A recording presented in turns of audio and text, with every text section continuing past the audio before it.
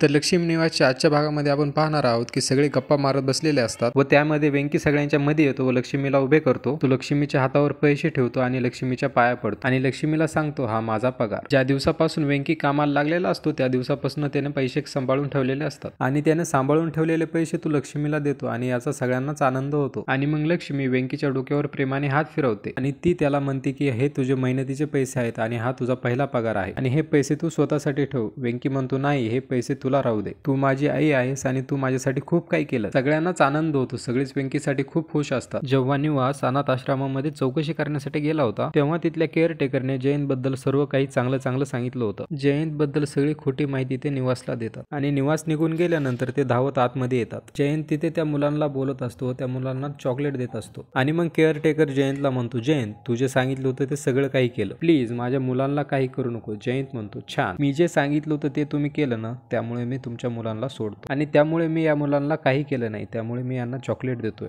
आणि मग तो त्यांना म्हणतो हे बघा माझ्याकडे काय आहे. त्यानंतर कोणी माझी चौकशी करायला आलं किंवा निवासी माझी चौकशी करण्यासाठी आली तर त्यांना माझ्याबद्दल चांगलंच सांगायचं, असं म्हणून तो त्याचा कोट उघडून दाखवतो ज्यामध्ये त्यानं गन ठेवलेली असते. केअरटेकर त्याची गन बघतात आणि खूप घाबरतात. कोणाला काहीच सांगायचं नाही, मी इथे नव्हतो, मी कोण आहे आणि काय केलं आहे, कोणाला काहीच सांगायचं नाही. जर कोणी विचारलं तर सांगायचं हो मी इथेच राहत होतो. तो धमकावतो आणि तिथून निघून जातो. मित्रांनो, व्हिडिओ आवडला तर लाईक नक्कीच करा.